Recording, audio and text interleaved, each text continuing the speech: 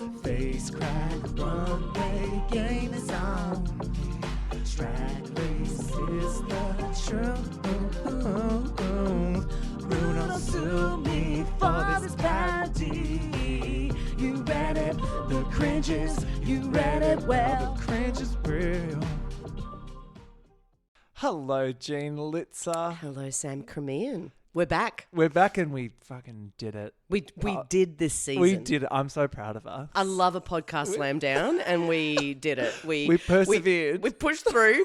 Some of the seasons we do together, I swear, we're just like, by the end, we're like, why are we so mad? Why the fuck did we do this? But I feel that this is a common thread for anyone who did watch Global All Stars, is a little bit of frustration. It's like we've all got this shared trauma now that we can live through. I've spoken to some people recently who I'm like, did you watch Global All Stars? Yeah. And they were like, no. They're like, oh, I'm behind or I haven't started yet. And I'm like, don't start. And do you think time helps? You know, like how when you rewatch, like maybe a season that you thought was a clunker, you feel differently when time has passed, like a little bit of time. True. I feel like we won't be in the swirling in the Drag Race universe in of the throes shit of the fandom. Yeah. I love the lists are already starting. Like everyone's starting their lists of worst season of all time. I love this. Just so they can put this at the top. It's so hilarious. And all of them are followed by Down Under season 1. Oh my Christ. It really cops it so. Cops it hard. It cops it ridiculously hard. Like to the point where I'm like, really? Like, look, it had $5. They had $5. I think we, at some point in the future, have to do like a special revisit season or something. And I feel like we should interview some of the players. It can be like a true crime documentary. And we can be like, what really happened? We'll get to the bottom of it. We will. Who's to blame? TVNZ. We always blame TVNZ. We always do, of course. Never us. Couldn't possibly be an Australian's It's not us. It's not the fault. viewers. Yeah. No. We get everything. God. Well, look, we have a winner. Mm-hmm. Congratulations to our girl, Coco Montrese. Coco! Woo! Woo! I mean, they could have thrown anyone in there. Yeah. Do you think it was always the in the tea leaves for her?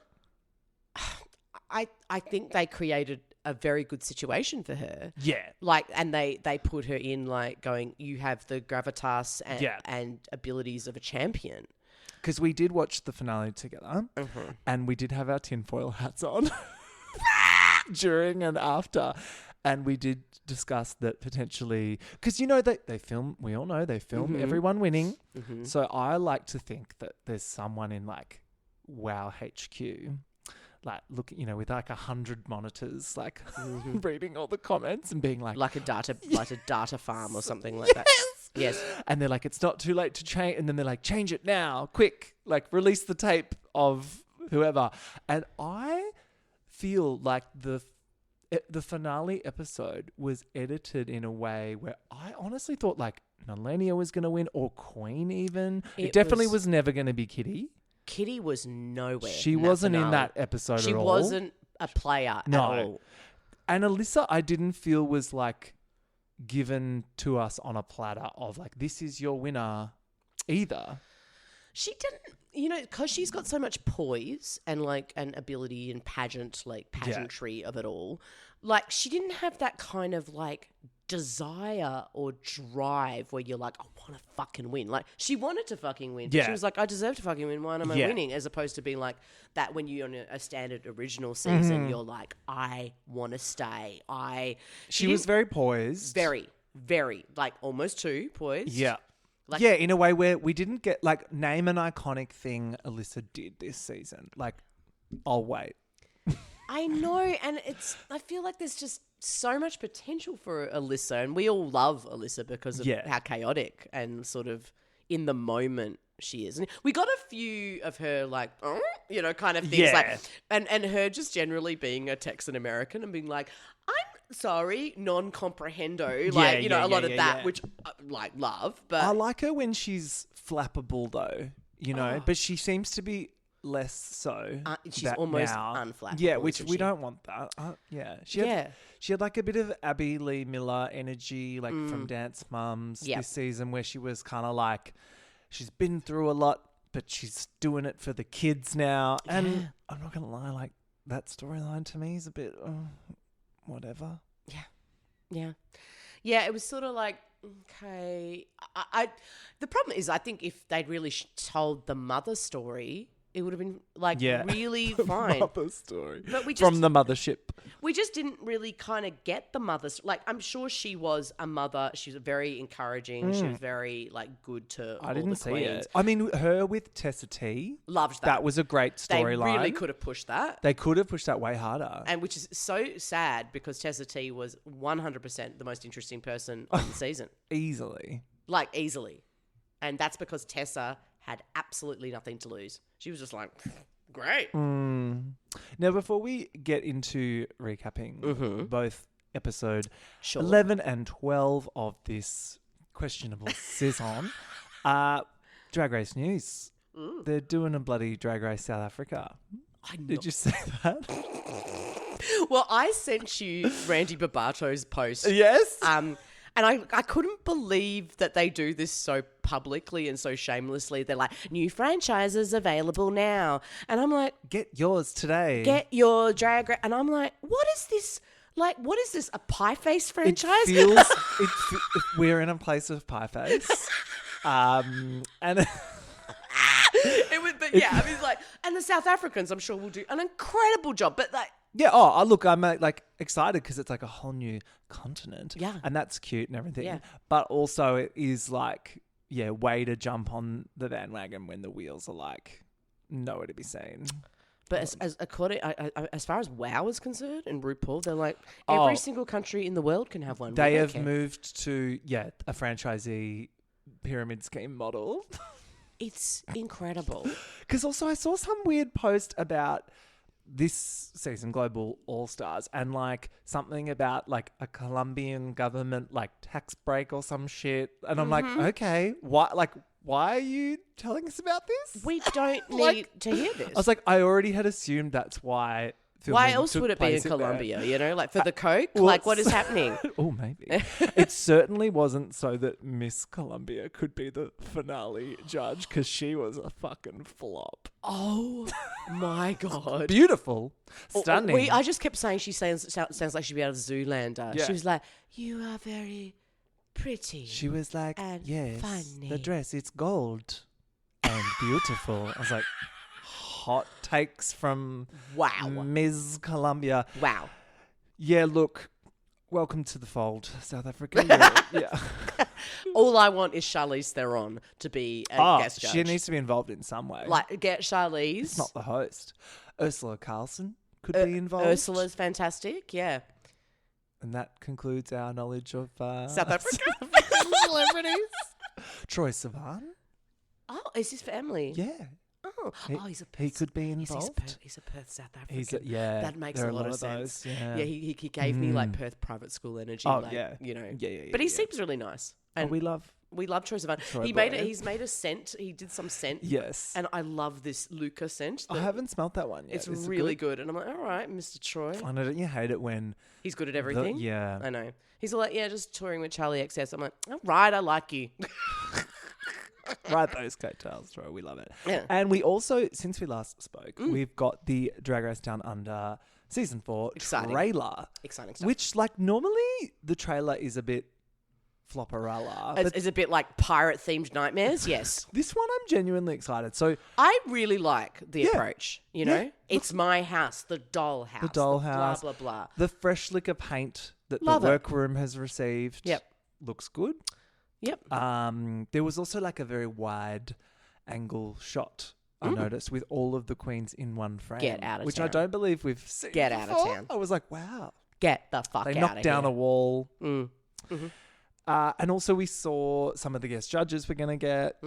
Which I'm loving. And I love that we're also getting past winners as like the sort of third judge / mentor, I believe. I don't know why they don't do that more because it's quite... I know Monet Exchange ended up in that chair for one season. They do it a bit on on Canada's Drag Race. Like they do get in US Canada. girlies on Canada to be like, hey. Yeah. Which does feel a bit like, I don't know. Because they're probably just in town anyway doing a gig or something. Whatever. You know, I don't care. Whatever it takes. But no, we're pretty excited. I mean, it starts this week. And because Sasha Colby. Sasha Colby, that's a good one. Fucking Sasha Colby. That's legitimizing our whole fucking thing right there. Do you reckon that'll be the first ep? No. I don't really fucking know what I'm saying. I thought Reese Nicholson was going to be in the Global, so who fucking knows? You know, everything I read is wrong. Everything I read was wrong. I read a press release that said that Queen was disqualified this week. What was that? We haven't even got into that. I couldn't find it. I couldn't find. You know, it's those things where you see and then you scroll and then you go back and you can't find. But then, so we found out that it was actually just some gay. It's just trash. Yeah, trash gay. A lot of the trashy Queen gays. hate. Like, I will never understand the Queen hate. I'm very upset about it. Fully acknowledging my own biases as like someone that like knows her and like has always like followed her career, love her and stuff. But like, even just watching the show we just watched, I'm like, I don't quite get like, she had a salty moment and she said some salty stuff. Sorry, I'm a fucking Real Housewives fan. In my opinion, that makes her fucking mother. Like, at least she gave us some fucking entertainment. Are you guys serious? Yeah. You want everyone to be like, oh, it's a me, Nelly bitch. And just like sulky the whole fucking time. Like, sorry, I'm done playing nice, Jane. Queen also is pitch perfect with her shade. Again, acknowledging my bias, but she's always a level of shade where you're like, it's coming from a face of fun, but she's also like a bit of a truth teller. And she's just going to fucking tell it how it is and be unapologetic, but also be nice. And that's how I saw her all season. And what happened outside of the show is bonkers banana. Like, what? And Pathia's face looked absolutely horrendous in that makeover, and I stand by that. The costumes were stunning. Costumes were stunning, but that makeup was not good. The makeup was less stunning. It was just less stunning. Like, she still should have won for the costumes alone, I think. Like sure, whatever. I think there was a lot of really solid. I thought Queen and Soa looked like fucking sisters. Yeah. But, you know, like, I get that. They purposely do these things to rile the girlies up and get This is what they want. They literally want it, and they got it, and we all got fabulous television out of it, and we all got to get upset and write essays, so you're welcome. Thanks, Queen.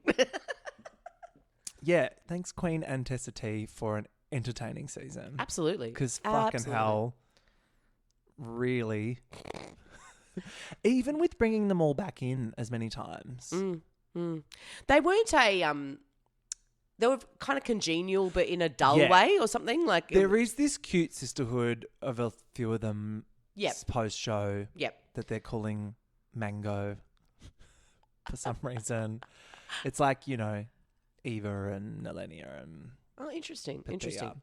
Like I Which am is still cute. very interested to see how Vanity goes after the show, because I think she's got like something interesting going on, like, you know. Do you reckon they're all going to tour and shit? I hope so. Yeah. I really hope so, because like it is exciting to see different drag from different places. By the end of this season, I was like, Soa de Muse is the most French. I would go French and see muser. Soa. She's the most French person I've ever like heard. Every time every single thing, it was like she tried to be the most French person alive.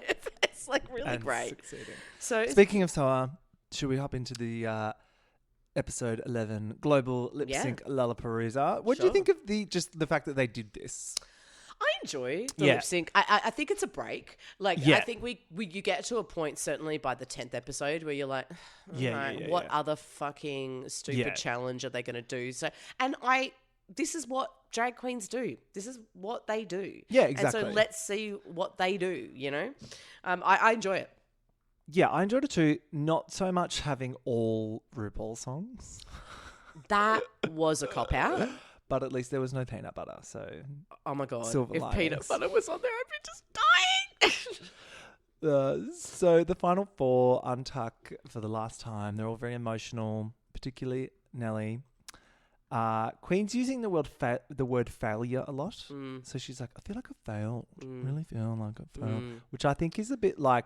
I think she is hard on herself at times. I think she's got that self. But it feels like she's playing it up a bit. Maybe she's trying to put her feelings into a context that like makes sense in a TV. You know what I mean? Sure. Because if someone said the word "I'm a failure" around me, I'd be like, "Okay, girl, do you really want me to be like, no, you're not?" Like it feels a bit fishy. It feels a bit fishing rod. I'll keep like that in mind. Jean, I just feel so hideous today and like such a failure. You're actually the best looking guy I've ever seen. Oh my God, stop it. But yeah, top 4, fuck yeah, they say, which is cute. Cute. And then it's a new day in the workroom. RuPaul is bring back my girls, to which they say, not again. Like, but you guys don't even have a like weird rivalry. Like, there's not that much rivalry where they could be like, not these girls. What could possibly happen? Yeah. And it's not like one of them can get back in or something, which I always love when they threaten. They should have actually done that. That would have been the gag. Oh my God, that would have been a gag, and you bring back Tessa T. Oh. Or so we're in the finale again. Oh, no, my God. Like that would have actually been really good. Yeah.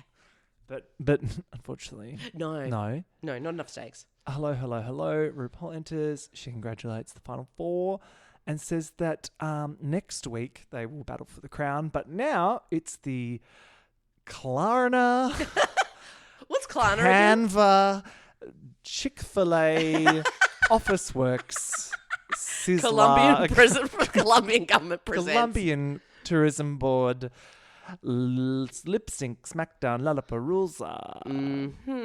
We love that. Yeah. And Nelly is happy to have the day off, which I was like, girl, tea. I get it. Tea. And like, because it's that you know that it's at the end of another episode. So they've just shot the previous episode. And so, yeah, let those girls sit down for like, you know. Yeah. I mean, they get to still like have fun and watch it from the screen, which is cute. They're in heels. Let them sit down, for God's sake. Yeah. And then we also find out that the prize is $50K, which I was like, okay, so the cash is cashing. It's a real cashy kind of season of Drag Race. There was lots of opportunities to get like $2,000, Coins. $5,000, $10,000. So it ends up like a rich bitch after Good. this. And like, correct. Yeah. We have like a Mirror Talk, Real Talk section, which is just all of the eliminated girls getting ready. And we do get a glimpse into Miranda, probably the most LeBron's personality. The queen that I think we've got the least amount from, like, in terms of like who they are. But like, I was intrigued because she like the burn thing, which I was like, tell me more about that. I know. And then now she's saying she's like adopting a child. Yeah. I was like, excuse me, how did you get away with not? Anyway. Yeah, it's a strange season.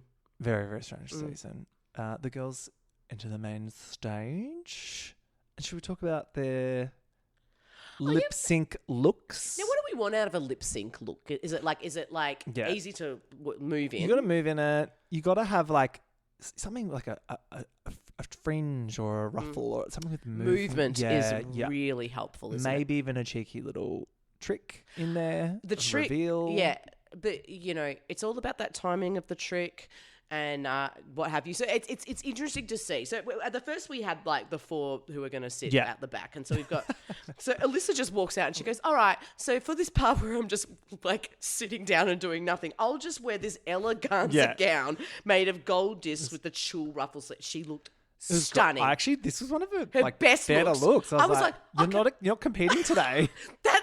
That is pretty cunt, isn't it? Yeah. To just be like, here's just this look. And I actually thought this for a lot of them, like, not Kitty so much. She did that very pale blue, corsety, slinky look with the kind of matching gloves. I just was in a snooze. Not Jean absolutely reading Kitty's looks fulfilled. I swear to God, I would say it to her face. Like, that they are just, I'd just be like, look, girl, you're great, but what's happening? Yeah. And the lady, no, I'm with you. She looked crap the whole season. And if she just said that or didn't mention it, I'd be like, sure. But she kept telling us in every confessional, my looks are everything and I am now the glamour. I'm like, stop. If she had been like, I'm a comedy queen you would have had nothing to say other than like, you look really pretty in that look. But because you're like, I'm like... I know. She needs to go to the Tia Coffee School of Realism. My God, Tia nailed. Yeah. pitch perfect. Yeah. Just so pitch perfect. Nelania, she just did this full white Maryland fur gown with matching fur coat. Like, it was just like, okay. It was wild. Like, really beautiful look. And again, like, just to sit in. And then Queen wore her look from the Design Family Resemblance Challenge, the gold and black. I believe there's some sort of murmurings that there was a luggage issue or something. Yeah, right. Or maybe like a gown got ripped or something. Knowing the fans, the theory is going to be that Queen Kong cheated and broke the rules and was bullying everyone, and so they disqualified her garment. That's so reasonable. But I actually really liked that design look that she did. It's really her. So, like, yeah. But, like, I mean, that's a kind of nightmare, isn't it? Like, something happens and then you're like one look down and you can't use your finale look, can you? Like, so not to sit on a couch. Not to sit on a couch. Yeah. And so what the fuck do you do, you know? And I also saw another thing because, like, she was at DragCon recently and she was using, like, the gold ruffly thing that she's used in a couple of outfits, and someone was, like, sort of reading her. And then this other person was like, what sort of fucking economic world are we in that a drag queen can't wear a costume more than once? Yeah. It's actually insane. So wild. I went like Halloween costume shopping with a friend over the weekend, and we just went to like a cheap wig shop at the big market, and it's like hundreds of dollars for a wig at like a. And these were not even they're like synthetic human hair wigs. They weren't even. And so I was like, wow, if that's what we're talking for that, then come on, everyone. I mean, and it's not like. Firstly, that look she was at DragCon was beautiful, you know? Yeah. So it's just, I think it's good that there's also that dialogue going around because, like, I'm sorry, I want to see the looks again, you know? But anyway, Vanity Vane.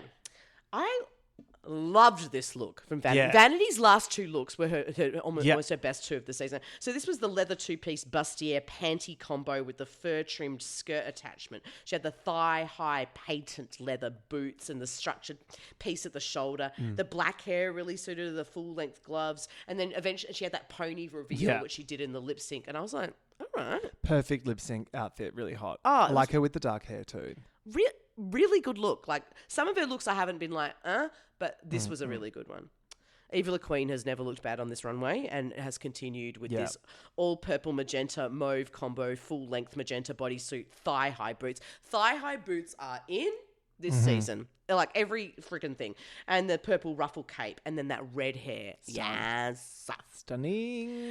So Soa Demuse, she had the full length, including gloves, white with black and lime green shape printed prints, coupled with the leather jacket that then had that kind of plant-like leaves attached. There's all sort of a lime, like kind of... So this bodysuit, I believe, once belonged to Miss Tia Coffee. And then also, I don't know if it's the exact same one, but there's been pictures online of Tia wearing it and then also Legrand Dame wearing it. Fantastic. So I would love, in my fantasy, I would love that they've just like shared the same bodysuit. You said around. it's Sisterhood of the Traveling bodysuit. Strange bodysuit. And I'm not going to lie, when she first looked out, I was like, ooh, that's kind of hideous. But it's also, it stood out. Yeah, and it kind of grew on me. And then once she just moved in it, I was like, great. Yeah. You go, girl. Anything kind of clowny or clown adjacent really throws me. But, I mean, she would look good in a fucking potato sack. She's so freaking gorgeous. Tessa T, I loved this look for Tessa. Barbarella-esque gold two-piece with cropped high neck top and the little panties and the long gloves and the huge curly blonde wig I just thought she looked fucking hot. She looked really hot. But Tessa T, as we found out outside of drag, is fucking hot. Very hot. We saw that tuxedo and I was like, all right, Mr. Looking good as a man and a woman, whatever. There's plenty of pics out there without the tuxedo on as well. Ooh. If you're interested.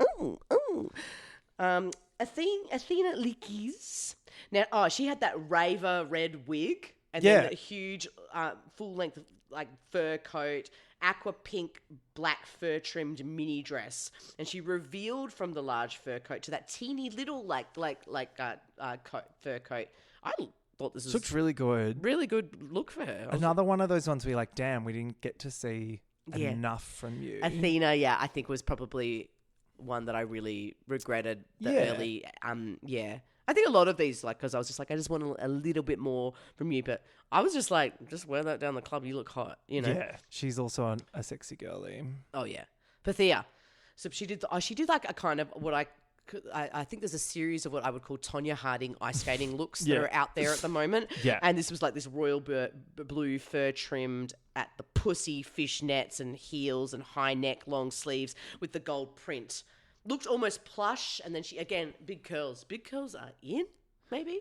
I don't know. Yeah, it was a different like aesthetic for Bethia, but I guess it's Good a for a lip lip sync sync, and yeah. you don't want to have like a big concept gown on the company. Yeah, and she wears art usually. Yes. And I think she was being very smart with using something she could actually wear in. Oh, so Gallavaro strapped, structured, muted leather look, or maybe it also kind of looks Hot. satin. I couldn't tell. There's chaps situation with the burnt orangey gold and black. The shoulders that came to that structured point. So hot. But Gallavaro could just wear rope on Yeah. stage and you'd be like, fucking hot. I thought chaps was a really smart move. I love chaps. Do you reckon they were looking around in the like workroom being like, who's wearing what? And then she like purposely chose something a bit different to stand out. Maybe. Yeah. Maybe. It was a good choice. I would. And then Miranda, I called this the art school full length and arms and legs bodysuit, black and white asymmetry, with cone tits and a blonde wig. I liked this as well. I thought she looked good in this. You know, they were pretty good looks, like just all round. My only thing was they only got one look. So if you lip sync twice, Yeah, I think they should have let them change. they're like, we don't have time. It's like, really? You don't? Yeah, I would have loved a quick change. Just for Gala, for Soa, like like I just feel like it would have been cool. But It's the downside to the songs being chosen at random or the matchups being chosen at random, because no one can truly prepare for the performance. And I'm sorry, but what's wrong with that? I love going to my local drag bar and seeing a performance that has been fucking considered. Like, do you know what I mean? Like, why are we throwing marbles on the floor? Like, I don't get it. Yeah, and I mean, I guess they prepare all the songs. Yeah, but like you can't then make a look that matches a gag you're going to do that matches the lyrics or whatever, which I enjoy that side of drag. Yeah. Yeah, and it's the choice is so weird because you're like, are you choosing to stumble the other person, or you're choosing the choice that is good for you? It's like, okay. Yeah, it does make me think about like a concept queen like your Lazy Susans. And how she's going to go on Down Under without that, like, always being able to be prepared thing. Because she's just like, will throw glass, she will pretend to eat a bird, and then, like, there'll be blood on her face. Yeah. Like, the props. Oh, my God, she loves a prop. I'm excited. Yeah, I'm so excited. So ready. So this lip sync SmackDown. Athena tells us she's ready for revanche because she was eliminated first, which I'm like, yes, I like this storyline for you. We get the lovely Manuel who spins the wheel.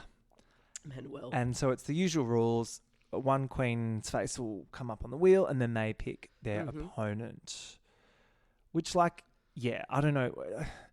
That to me is supposed to be like a dramatic device, but it doesn't really interest me that much. Would you just love them be like, no, we need to do it again? This is like, okay, we've got the person that we want. Yeah. And then the person that gets picked then chooses the song. So Vanity gets chosen by the wheel first and picks Eva, which I was like, yeah, okay. Yeah. I mean, Vanity has done so well in the lip syncs. She did really well. She was always lip syncing. She's always lip syncing and always winning. Three or four times? Three or four I think she times. went on her fourth, which is like, that's crazy. That is crazy. Eva picks... What song does she pick? Oh, Just What They Want, which is a song that I believe they play like on the runway. It's like a background song. Oh, so... Do you know what I mean? Yep. They play it when they're when the catwalks are happening sometimes. Yeah. So then that threw me as well because I'm like, this isn't a focal point, this song. Do you know what I mean? There's so many great iconic Ru songs that have like catchy hooks and stuff. But this one, I guess they're just spruiking a newer one. But I wasn't thrilled. Ru's like, I don't like this one doesn't have as many listens on Spotify than this one, so can we just up that on the list? You're like, okay. It's I want to see you on no. Yeah. I want to see you go, oh! Yeah. It's that one. Yeah. Which is cool. Which they didn't know the words either. It's tricky. It's tricky, yeah. Vanity got some spins in, though. Mm-hmm. A lot of flipping the hair. Yeah. They actually both did. I thought that was pretty close. Yeah, it was a close one. Eva stomped it out, though. And my favourite part of this whole episode was Alyssa Edwards in the workroom being like calling the winner, like they're at like the fucking greyhound racing track, and she's like, oh, like she would always call it, and she correctly called Eva as the winner this first one. But then she was like, go Tessa, go Tessa. Yeah, you're like, oh. Vanity sashes away for the final time, but they all seemed to be genuinely enjoying this. Like I think so. There was a good vibe. They've had a day and a half of sleep. Some of them more. Athena, a lot more. And they're just like, this is... And so the pressure's off. So I think for Vanity, there's not that like trying to stay in the competition drive. And maybe she needed a little bit of that. But I thought they were both really good. Also, it's a nice way to leave. Like Eva LaQueen did like a post online being like, I'm not going to lie, I was like Devo. Oh, she says it in the episode as well, doesn't she? Yeah, where she's like, I was Devo, I got eliminated, but then this episode was kind of like a lovely way to finish the experience. Okay, you know, a little sprinkling of screen time. Yeah. On your way home. All right, so the wheel is spun again, and this time it's Soda Mills. And she picks Tessa T. Which I was like, yeah, that's a good matchup. It is a good matchup. And it's ASMR Lover. Do you like that track, Jane? It's not in my top 10. Oh, really? I do like it. I actually quite like this one. But it might graduate into my workout list. I have a RuPaul only workout list, which is just so fun. And yeah, you could run a class down at the local leisure centre. Gene Litz's, I would go to that. That'd be so funny. It wouldn't be much of a focus on fitness. Yeah. Yeah, it'd be just Jane Fonda-esque. Like, oh God. ASMR Lover is a little bop though, and they they try and chuck some. There was that's right. Tessa did this kind of like big split, but it wasn't awkward. The moment, and then they cut to Michelle just being like, "Oh." I just love that. Yeah. So Obvi Soa is through, and all the girls in the workroom were correct. So it's just so natural, isn't it, for her? Really. What a performer. Yep. Athena gets chosen next by the Wheel of Fate and chooses Pythia. She's like, my Greek sister. And they get jealous of my book. Classic. What a classic. Yeah. But it isn't, and I don't know that it's that easy to... Yeah. I thought this was such a snooze fest. It was a bit of a snooze. In terms of the lip sync. Yeah. Like these two, they're look queens. These two girls. Yeah.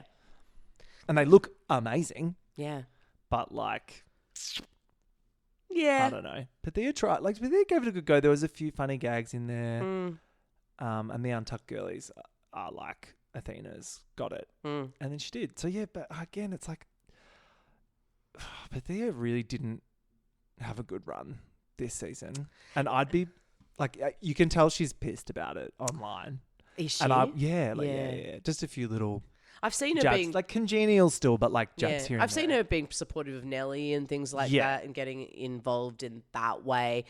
And I'm like, okay, you know, like... Yeah. I mean, you're an amazing looking queen. That's probably enough for you to get booked, you know? Like... Oh, she's like always... Working. It hasn't... Her reputation hasn't regressed from being on the show at all. I think it was still a good showcase for her. 100%. But like, she just wasn't recognised. But it's that thing of like, Ru knows exactly what she wants. And if you don't do that, then sorry. Yeah. And a huge part of that is how you carry yourself and your personality. If she just like gone from Zeus, just launched herself, that would have been that was the turning point. You're right. If she kept up the Zeus isms throughout the season, she would have been in the finale, I reckon. It's just her... Because you're showing you're taking the feedback. Latching onto the brand idea, you know? 100%, you know. But I guess it's also the producers have just missed it.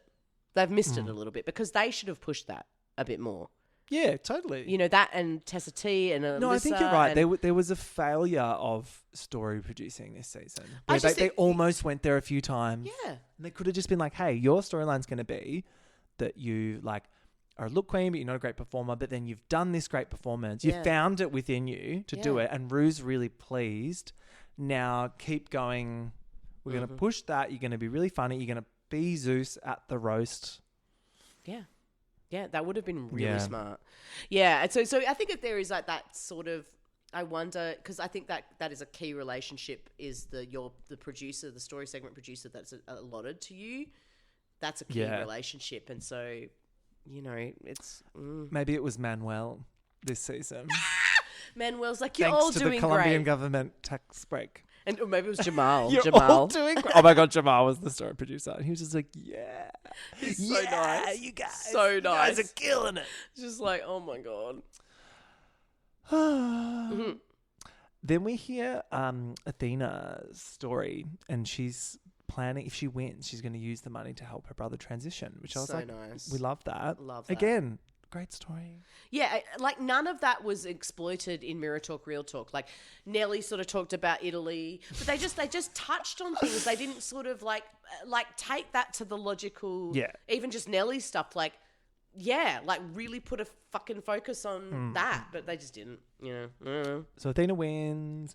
The next lip sync matchup is Miranda versus Galavado. This is one of my favorite RuPaul songs ever, by the way. Cha-Cha Bitch. This Cha-Cha Bitch is great. This was when fucking Kitty Scott Claus was like, oh, it's a South American matchup, and it's like, oh my God. Oh God, you're so Someone English. just punch her. You're not that funny anyway. Next. They pick Cha-Cha Bitch for Latin America, and they I just think it's a great lip sync song. So good. And they have to blur Gala's ass a bit. Fantastic. Here, which I was like, amazing. You're doing something right if there's pixelation involved. Mm-hmm. She's just so hot, and we say goodbye to Miranda. So what do you think about Wadley. What do you think of the little umbrella like reveal with the thing? And fucking hated it. How many? I'm sorry, I've seen that so many times. She did it side on. Yeah, you could tell. You could see the glitter like in there before she'd even put the umbrella. But I liked around. once the umbrella had been inside out and she was just kind of using it. I kind of enjoyed that. But yeah, it was just the wrong timing as everything. It's just been done to death, that one, sadly. This is the Olympics of Drag, doll. Apparently.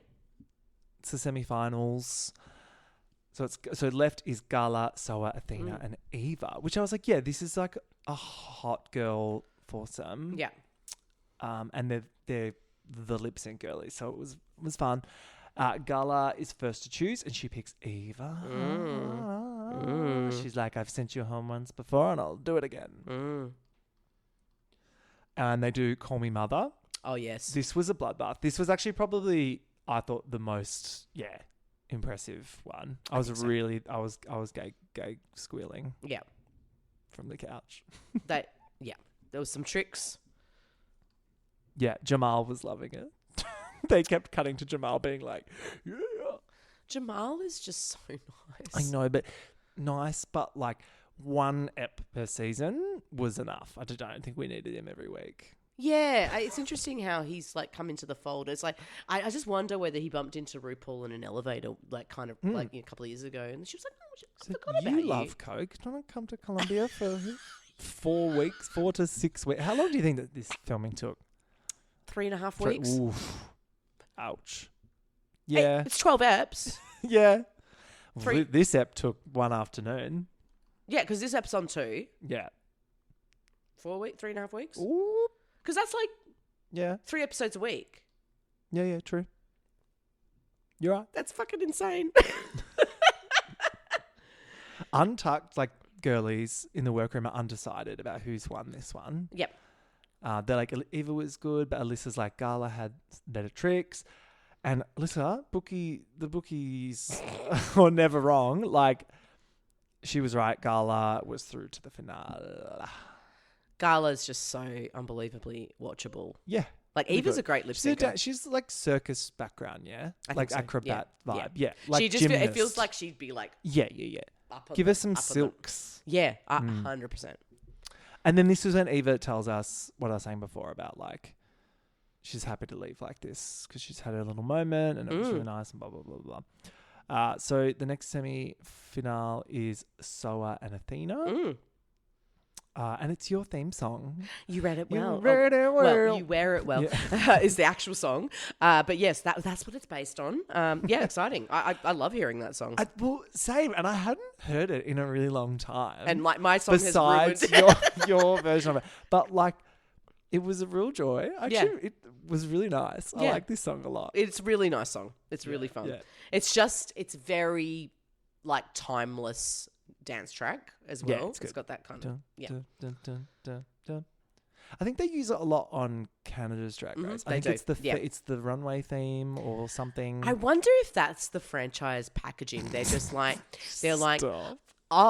as if There's it different isn't. options. Yes. So then they're like, you for your runways, you can have branded RuPaul's songs. Yeah. I would love to see the contracts. Oh my God. Yeah. What is it? Like, what is it? And they're like, although you're not using RuPaul as a host, you will need to use RuPaul. Music at all opportunities. Music. Yeah. You will need to use her for the video. You will. Yeah. I'll be interested to see in Down Under whether RuPaul makes a video thing. How progressed do you think they are on the RuPaul clone in the lab? Anytime now. If she could be like a what do they call it? Like a hologram. Yep. An AI bot hologram. Yeah, it's coming. If not already in the WoW lab. They do 2 parts. That's why they're rolling out these franchises, Jean. The cryo chamber for the clone is not cheap. I just think that what's going to happen is RuPaul is always going to exist in our lifetime because she's going to end up like head in a jar like Futurama. Well, she better, Jen, because what else are we going to fucking talk about? Remember that the weather 15-year period where we talked about RuPaul's Drag Race? Oh my God. So you wear it well. Yeah. They both give it everything. This one was good. That was very sisterly. Yes. And like gorgy. They were being fun. Yeah. Yeah. Yeah. And the Untucked girls were losing it. Yeah. Oh, Miranda's the only one who did that Klarna bit. That's so funny. Oh my God, the Klarna bit. That actually took me to new levels of cringe that I had not yet experienced. She would have been like, I left my body. Yeah.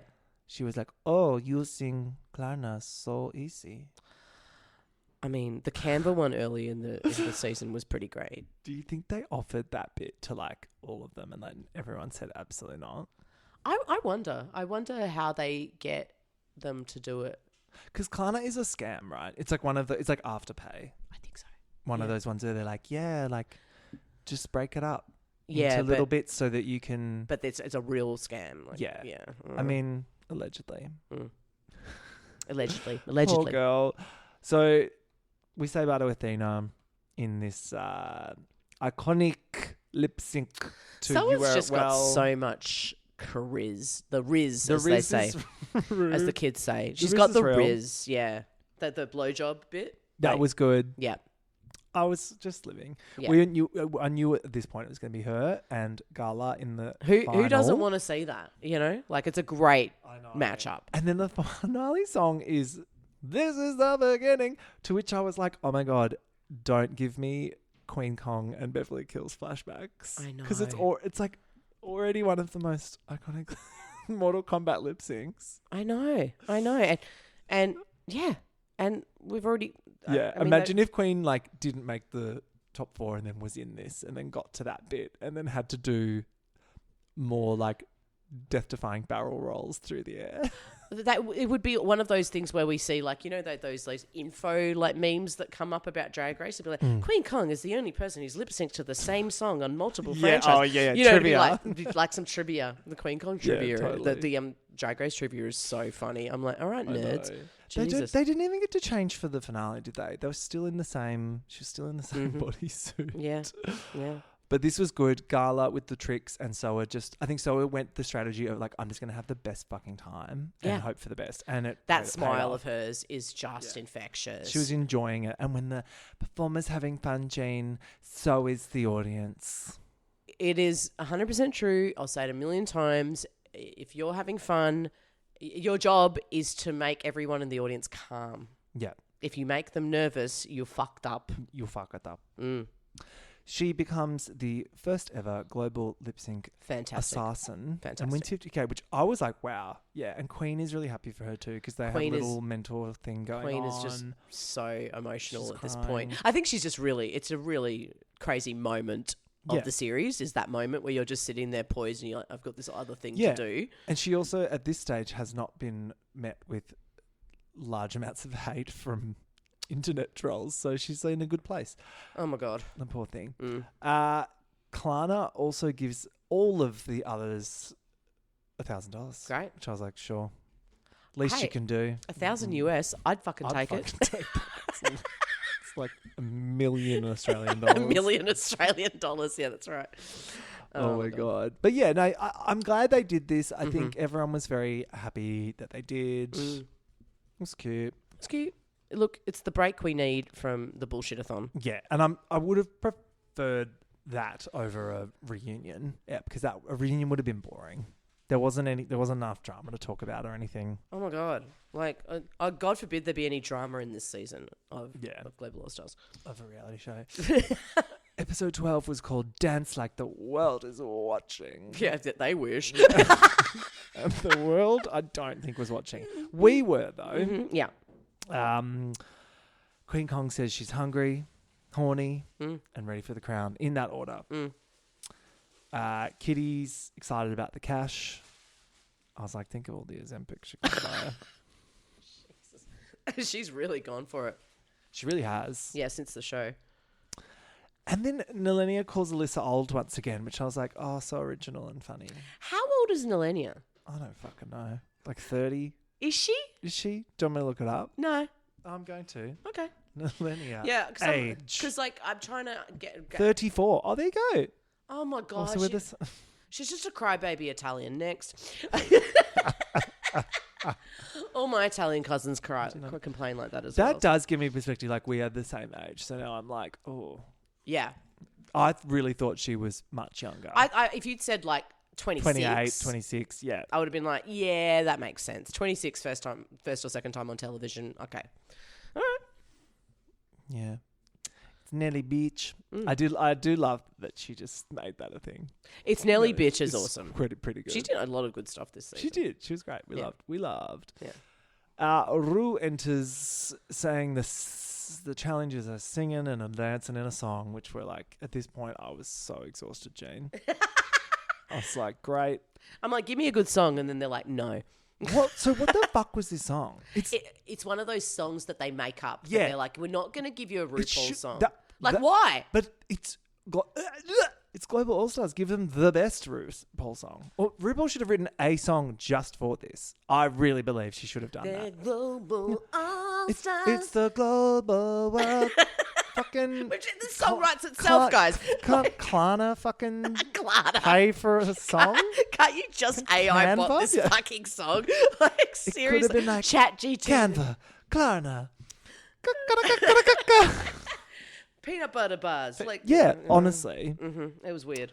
Why are we not working on this show? What they've always done is take an existing song, add a few verses to it in a remix. What's the fucking problem? That would have been satisfactory. That's what that's what you've done, and now you're like, no, we'll write a new song. Ru does not want to be in it or a part of it. And it's like, really, you don't want to do a slap or a dancing next to them or anything? Yeah, she wasn't even in it. Yeah, she didn't even slap anyone because it's not her song.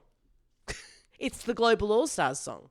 It's like, what? Boo. It's not streaming internationally. I don't believe. It probably is. Fuck. Of course it is. I don't even remember it.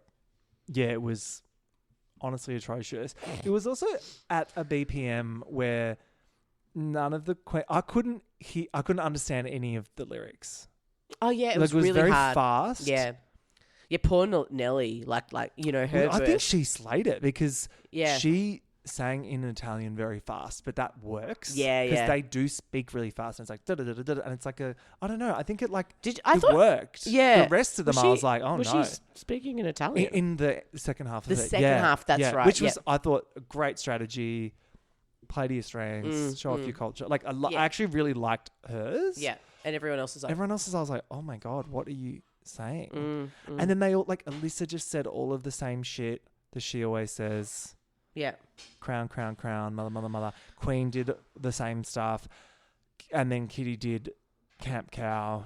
Yeah. Same jokes. So they said 23 years in the business like 4 times in this episode regarding Alyssa. I'm like, all right. 23 years in the business. Yeah. They have the Tic Tac chat. The Tic Tac chat. So this is usually where I like to guess who the winner is based on the edit of the Tic Tac chat. 100%. Because you can fucking tell. 100%. Like when Drag Race Down Under season 2, I was like, Spanky's winning. Yeah, because Rue really connected with Spanky in the Tic Tac chat, and there was a little twinkle in her eye. She was like, "Yep, I'm giving the crown to this bitch. I'm giving the crown to this messy, panless bitch, and I love her. I love it." Hi, Spanky. We love you, Spanks. Kitty says last time she was there to be funny, but this time she wants to be the best. And I was like, yeah, we noticed. Yeah. Because you told us that every episode. Yeah, and it was annoying. You also parked funny at the door. You did. No, seriously. Where was the funny? Yeah. You weren't that funny. I mean, Princess Di was great, but... Yeah. They give her the pin, so then everyone gets gifted this pin. What did you think of the pin? This moment where they're like, we're going to take a moment to give you a thing that probably should just be in a show bag that you get at the end. It will end up in a show bag at like DragCon or something. Don't you think they'll be selling them? Yeah. Or do you think it's like a collectible? I don't know. It's a pretty ugly pin. It's not as nice as the Repeater pin. No, it's not got that nice like crest shape. Yeah. It was just an oval. And then Kitty's like, I've got something for you too, and just sticks her fingers up, which I thought was actually quite funny. That is funny. Nelenia says she wants to inspire the children, to which I was like, what children? How have you done that in your behaviour during this season? Like, what the actual fuck? She's like, I don't even understand what is happening. Every single episode. She's like, why is that funny? What am I doing here? Yeah. She wins the hearts of the world. Nothing makes any sense. I don't understand. Yeah. Someone needs to, write in. Tell us why Nelenia was the fan favourite. I'm not joking. I thought she was really entertaining. I do as well, but how is she more entertaining than Tessa? Yeah.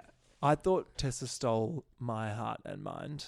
Anyway, in terms of like breakout style. I do like Nelly. It's just me too, but weird. I just the volume of like I genuinely think there's this thing, right? Like nothing mobilizes people like a joint hatred for something else. Do you know what I mean? So it's like, it's like an activist group forming over it's trying to stop the building of a skyscraper. It's like that. Like you'll never find people more connected than when they all hate the same thing, which is kind of fucked. Yeah. But I feel like that's I think Nelly benefited from people really despising Kitty and Queen. Yeah. And then just that one Instagram live where she said bully. She used the word bully and it was game fucking over. Yeah. That's what happened. So weird because like that so could have backflipped, right? Like because I know when I see that I'm like, oh, come on.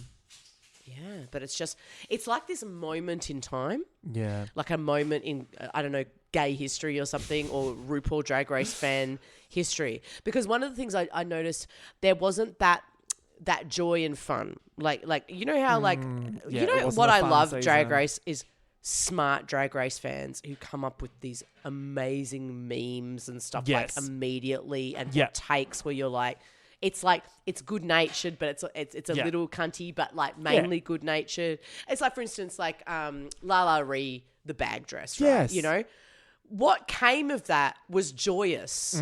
Like people were like, "That's fucking hideous," but in a joyous way. Yeah. And then she also benefited from. So she benefited. That. You're right. We've moved now from a place of that joy Yeah. to blaming people for like calling out behavior that didn't really exist. Like, come on, like there was no behavior that warranted the reaction that the fans suggested from anyone. But this is a young person's discussion, right? Yeah, this 100%. 100%. It's aging us hideously, Jane. Right now, I'm the oldest person alive who like watches Drag Race. But it is a thing where young people are constantly aware of their boundaries and aware of what they're not going to put up with, which I think is fantastic for the new generation. I do agree with that. Yeah, I think that's cool. The problem is they're constantly calling out stuff that doesn't need to be called out. You're like, that's not a thing that needs to be called out. That's called life. So much of the time it'll be just like a basic life thing, and then it's been called out. And you're like, no, this is just... I've even seen things online where it's like, bullying is just a part of Australian culture. Yeah, and that's why Queen thought it was acceptable. And I'm like, can confirm that it's not. Yeah, we razz each other up, and it's in good. Yeah, like that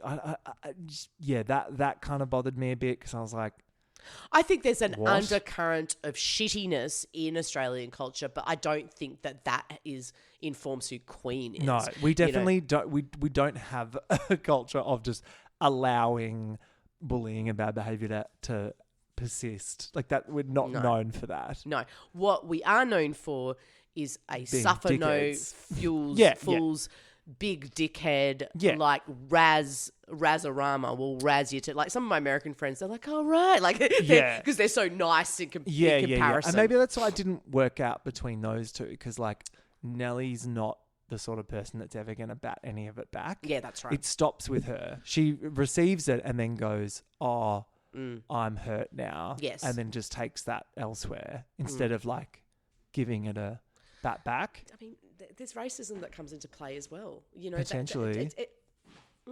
I mean, we've seen it, and we continue to see the POC queens struggle. Yeah. You know, they have a different experience. If they have an emotional response to anything, they're immediately considered to be upset or angry. And then those, you've heard people like Silky talk about it. Like Monet, like Bob the drag queen. Like it's there. Like, you know, so that there is that the other element. The standards are different. The standards are different. Will there be essays written about this? Maybe. No, I hope not by me. I hope there's some sort of university kid. It's some crazy shit. Will this conversation be somehow cited in a future thesis? As heard about on fandom and Drag Race. Anyway, wow, where the fuck were we? Or at Queen's Tic Tac chat. So Queen was so gorgeous, a little kiss ass as she has been all season. But you know what? It's a fucking competition. She knows who to kiss its ass, and it's Ru motherfucking Paul. Exactly. Exactly. No, she did good. She did really good. The gifts as well. Like, I thought it was funny because like Kitty thought she was being really funny, being like, "Here's a gift." No, those Fuck gifts were so but then beautiful. Queen was like, "No, I'm actually going to give beautiful like Pacifica jewelry pieces gorgeous. that have meaning," and like they were stunning. They really did. Yeah, because you can see like Michelle and Ru obviously spend a lot of time in New Zealand now filming. Our favorite franchise. And you can see like Michelle often is wearing sort of like jade jewelry pieces and like lots of like Maori symbols and stuff. So I'm like, it's nice that they have, you know, great. that moment. I think that was I think they would have been sitting there going, this is potentially the winner as well, because they don't know what's going on in the outside And this was world. our tinfoil hat moment that we had where I genuinely believe that there was discussions made that Queen was the winner, and then I think unfortunately what has happened in the last 4 weeks, I think the fan response, they switched the tapes. I think that happened. I 100% that. I think that. I feel very bad for Queen, because you can imagine you wrap filming and you go, I did pretty well. Yeah. I fucking filmed a winner's response. Yeah. There was that I one day. won more challenges than anyone. Yeah, there was that one day I was a bit of a cunt, but surely... I don't think she would have thought that this would have exploded out of it, you know? And I just think that's just really heartbreaking. But that's what Drag Race is. It's heartbreaking. And then there's no one... That's the thing. It's like... I mean, look, I could bang on about this forever, but the fact that she just owned up to it immediately, apologized immediately, like that's some mature ass like mother stuff. Yeah, she was in her feelings, and then she went. No went one wants far. to talk about that bit. No. Alyssa has a moment like the Alyssa Tic Tac chat. This was what threw me because I was like, I wasn't getting winner vibes from it. We didn't really get a winner edit from Alyssa at all. And they know each other, these three, the best of anyone there. So you're kind of like, oh yeah, she's the most prepared for this chat. Yeah. She gives the Alyssa answers, the pageant answers. It's all very nice, but it's not like we didn't learn anything new about Alyssa at this point. Yeah. We didn't learn anything new about Alyssa this whole season. It was really like, kind of disappointing. Yeah. I mean, she looked fabulous. She looked so good. She's charming, but we didn't learn anything else. She was like I didn't know anything about her life. No. Yeah. They kept... So in this episode, they did have a few moments where she talked about the kids that she teaches dance to, which I liked that because it's a bit like, her in this new phase of her life where she's a mentor and a teacher. And I like that was nice. But like we've been saying... not explored far enough. No, that's right. Yeah.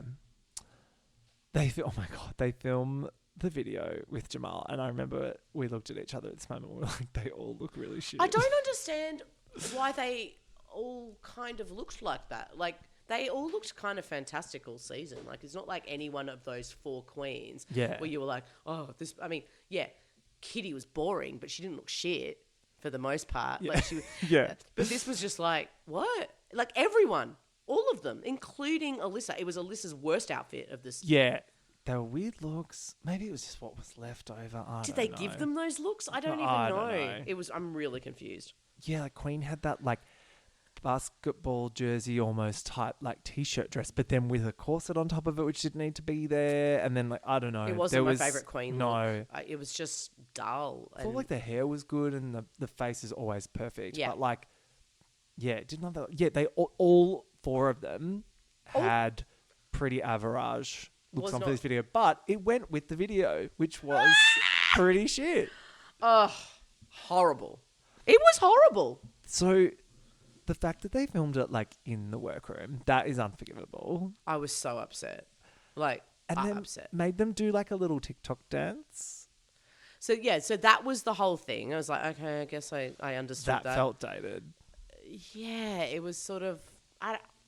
If Rue had been doing it with them, in the video clip, could have been a thing. Like that, not just the pit crew guys. Which I love. You were like, oh, you just chuck some hot guys in, and the guys will forgive you. And I was like, yep, it's true. Just throw some hot guys in.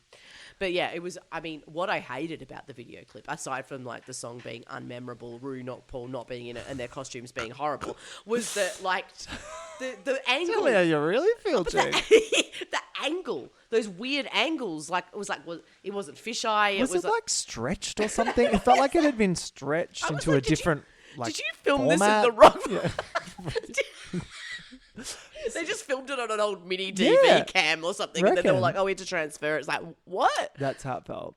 I did love when Alyssa was like, "I did this dance with Miley at the VMAs," and I was like, "Okay, we'll just pick that off the floor." I love. She should just say she's mentioned Miley and Katy Perry. Yeah. We know where she's at. Katy Perry. Yeah. She is the Katy Perry of drag. She is, Alyssa, and I love her for that. It's Alyssa's first time in the finale as well, which crazy. is so funny. Yeah.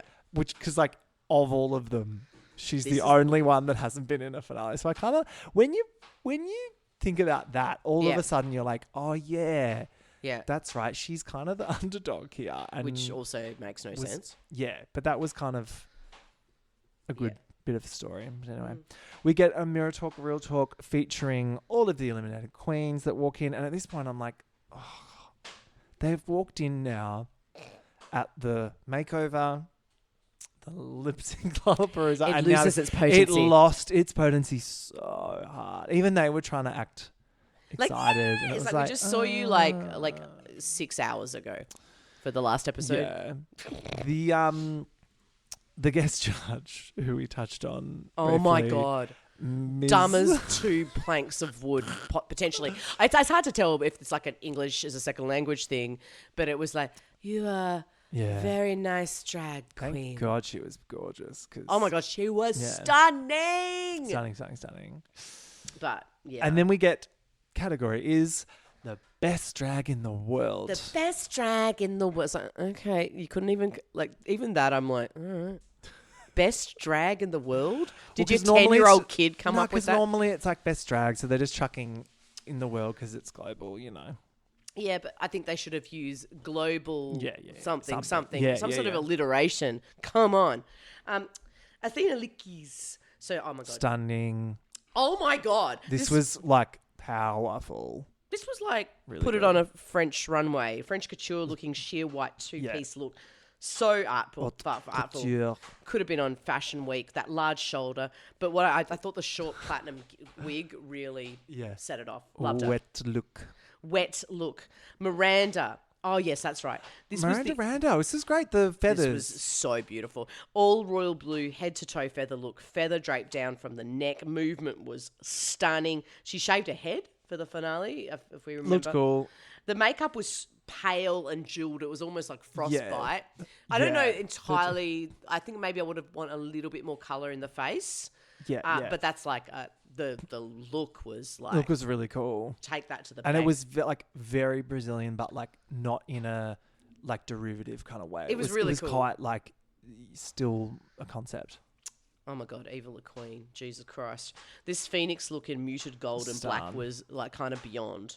This is what the guest judge was like, it's gold. And I was like, yes. Wow. Thank you. Thank you very much. The feathered wings that started below the elbow was like, starting them there, it just made them look like wings, you know, strapless feathered gown, shoulder piece with the horns, headpiece as a crown. It was just, Stanisha. No notes. No notes. Okay, so in Muse, I was really disappointed with this look. Yeah, what was like... It's a rich lady horse riding thing. No, it was I reckon it was more horsey. In purple, love the thigh, like high the neck. hair. Yeah, love the conservative cape and wig, but it's just a bit bloody safe, isn't it? For like your best drag, it's like this isn't your best drag. Yeah, I mean, she had a journey on this show, and I think like. Yeah, we've got that she's a great performer. Perhaps with the look department needs a few more help. But again, like you don't know what everyone's financial sitch is, and like some of them clearly have access to like Alyssa. Like, come on. So it's like every gig, everything was like, is that a $10,000 gig? Yeah, but she still looks great. Galavaro. Almost a horror look, really. Yeah, what the fuck? This was the only one I was like, sorry. I couldn't even recognise her. Yeah. Like, when the photo came up again when I re-looked at it, I was like, who's that? And it took me a few minutes. Yeah, I didn't get it. Fishtail giant eleganza with the blood red stained at the bottom, the colour kind of graduating up to the grey-black at the top, black lace kind of running through white. Like, look, she's beautiful, but that doesn't say to me Galavaro. Well, it also, like, it looked like it had a theme, like it was supposed to be fire or something. But I'm like... I don't get it. This is the one time that there's no theme, just look bloody beautiful. That's right. I think it's implied that you come in something elegant, but maybe she was trying to be subversive. Who knows? I don't know. Pythia. So she did the Dr. Seuss Styles 3-headed look. Oh, Loved the different types of fur for the texture.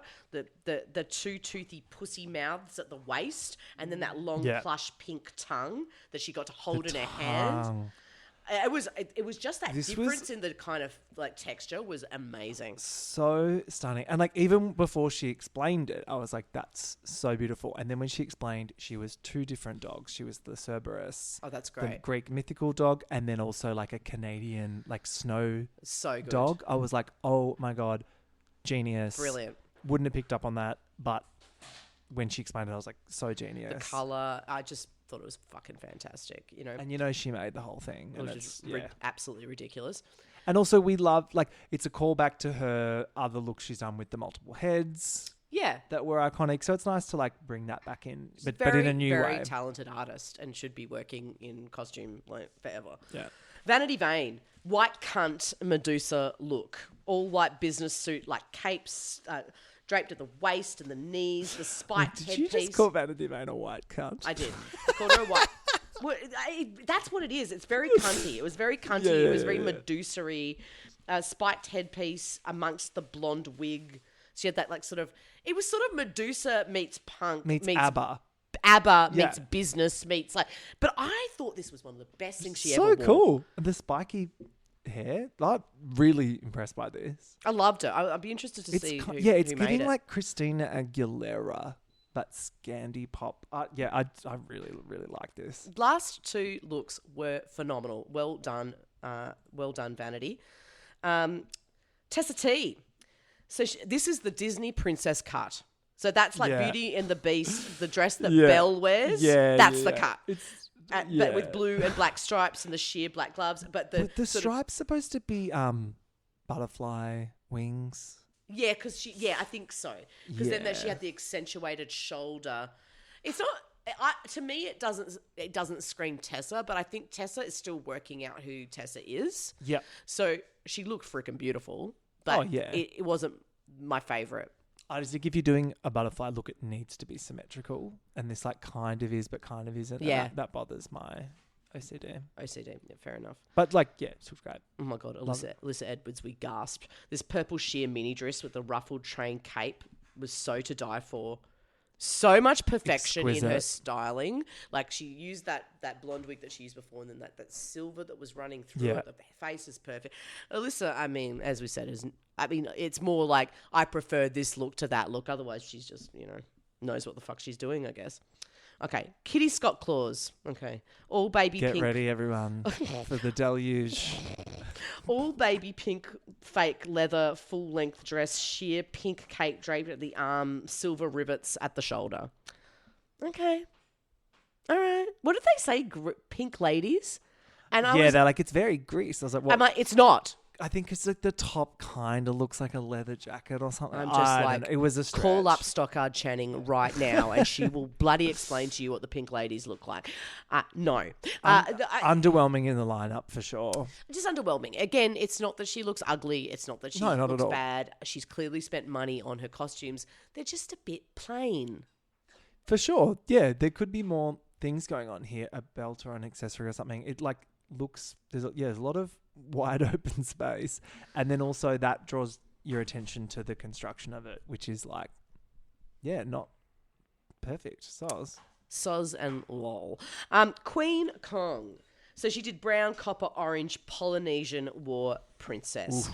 One shoulder had like this thick strap. The other had like this thick stripped thing attached to the glove. Long nails, brown, sheer, big skirt, tall hair with the jeweled hairpiece. She's mother, she's auntie, she's warrior, she's queen. Like it was just... Final form. Such final form. I was really proud. I just loved it because she was like, this is me, and that's kind of what you want, She looks beautiful in these tones. The gold and the red and the like almost earthy tones, but then and I really like that asymmetry. I love the shoulder thing that turns into kind of like a train at the back. Yeah, really, really beautiful. And did she say it was also like a family crest or something? Like there was a pattern used that was like very special to her. Yeah. Cool. She's great. She's done well. Nelania.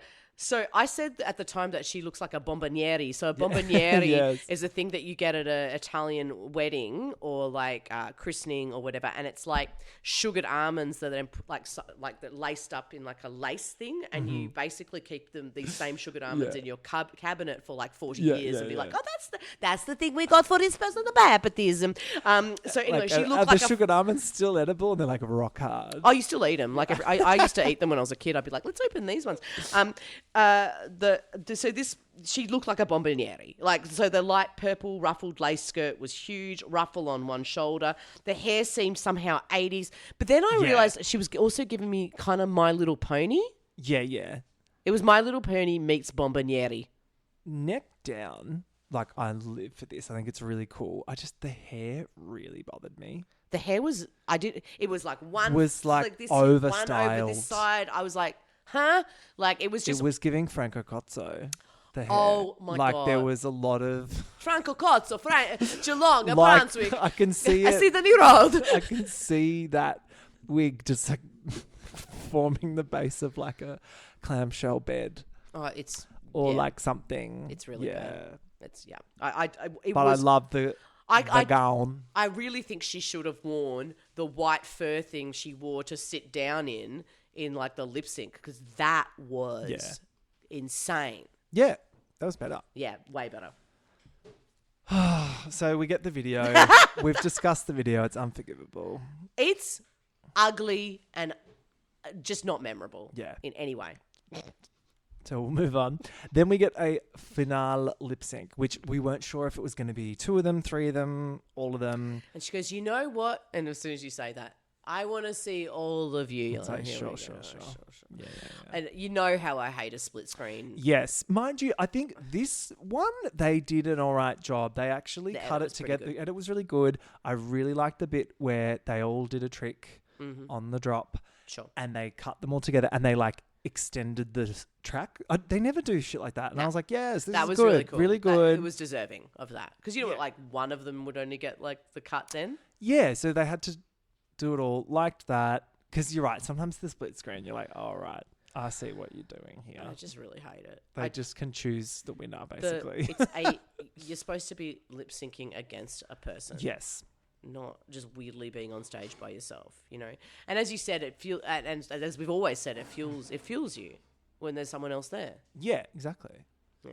Yeah, how awkward doing that on your own. It's so awkward. And they're like, reset, okay, next. And then the next person comes up and it's like, how exciting. Like, I don't know. I know. And then we find out Alyssa Edwards is the winner. Global All-Stars. We literally looked at the team and went, oh, okay, cool. And then just went, oh, is that the end of the show? It was, you know, like, I really didn't know kind of who they were going to yell out. Yeah.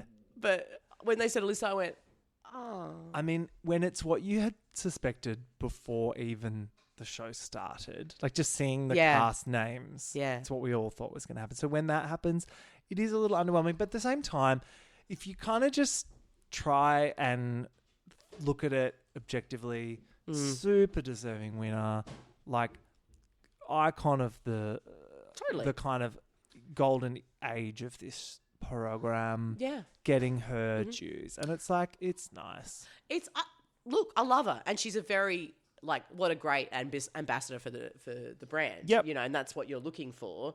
I have no problem with them setting up a whole TV series to give Alyssa, as they did Chad Michaels. I don't care. Yeah. What I care about is them not telling the fucking story of that. Yeah, true.